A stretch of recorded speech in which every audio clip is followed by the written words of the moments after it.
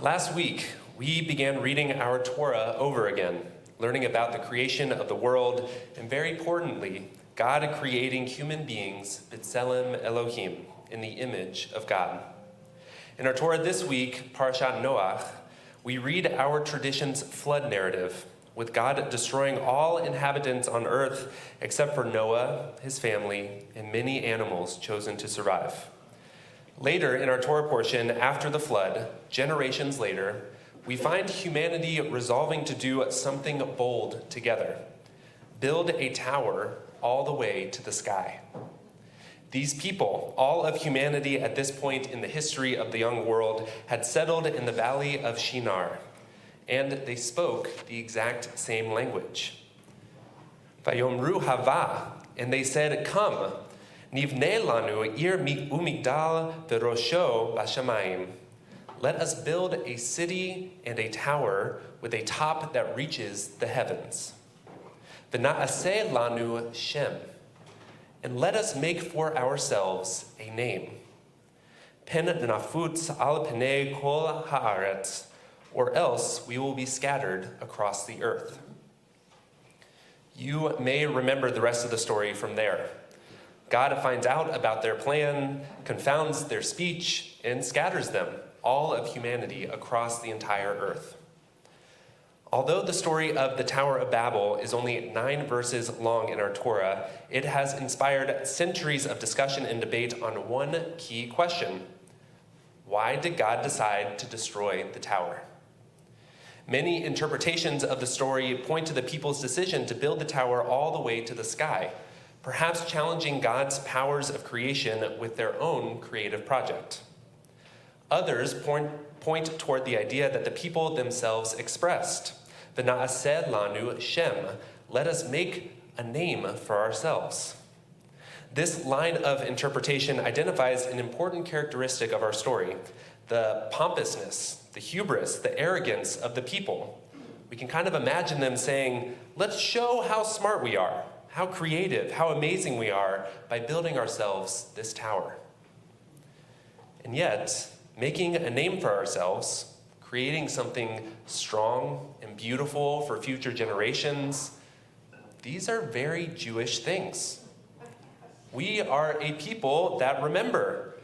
We will close this service here tonight by remembering those who have come before us. It is a Jewish custom to name children after family members who have died. The Holocaust Memorial and Museum in Israel is named Yad Vashem, literally meaning a memorial and a name, inspired by the words of the prophet Isaiah: "I will give them in my house and within my walls a monument and a name, better than sons or daughters. I will give them an everlasting name that shall not perish." We are a people in a tradition that knows the power of a name and the sacred act of remembering a name. So if it was only for the act of creating something through which to memorialize themselves, the question still remains: why did God destroy the Tower of Babel?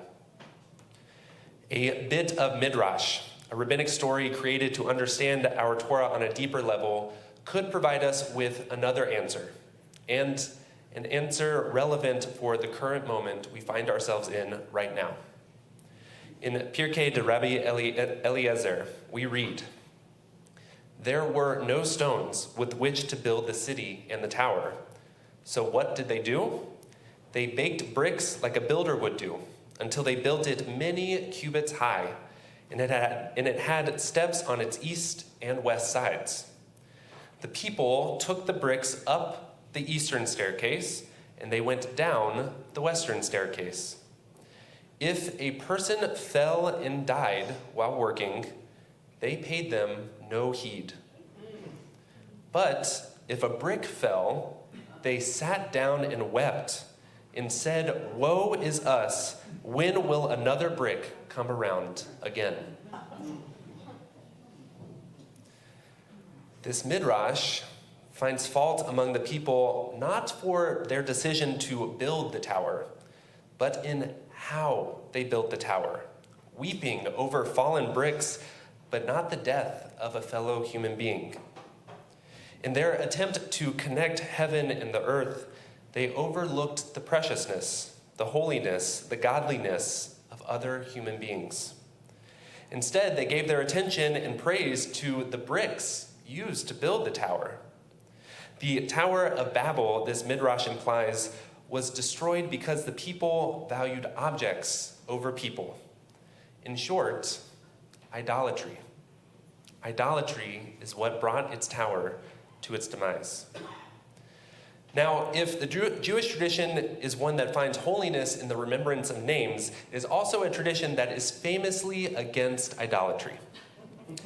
Traditionally, this prohibition is against worshiping other gods. But if we take this idea from Genesis, that every human being is created in the image of God, and endowed with nishmat chaim, with the breath of life from God, then prioritizing objects and things over human beings is more than just rude or disrespectful or degrading. It is idolatry. It is the worship of other things in place of our fellow human beings, our fellow individuals who carry with them the image and the breath of the Holy One. It seems obvious that, of course, we should prioritize the health and well-being and the love and care of other human beings over mere things, mere objects. And yet, we see examples of this form of idolatry all around us. Now, especially after this week, it would be easy to draw a connection between our story and its warning against idolatry to the new renovations happening at the White House right now. That would be easy. More than $300 million collected from individuals and corporations attempting to gain access and favor with the administration, and that will build a new ballroom. And this is all while more than 5,000 Washington, D.C. residents, neighbors of the White House, will suffer from homelessness this year. But to only focus on the idolatrous nature of this project, of this administration, that would let us off the hook. Because we see idolatry in our culture all around us. We see it in our culture around guns in this country. Choosing to worship the language of the Second Amendment and the look, feel, and mighty power of a revolver or an AK-47 over the safety of children, parents, teachers, and all people.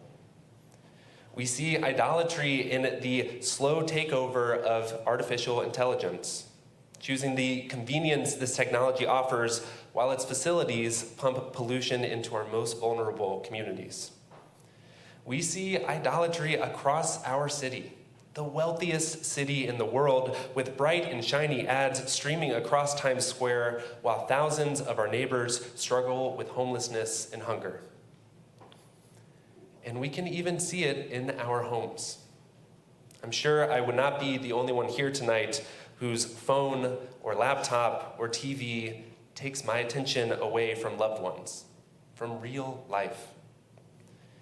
The idolatry we witness surrounding us in the world seeps its way into our daily lives, priming us toward the valuing of things, mere objects, over the depth of our loving and caring relationships.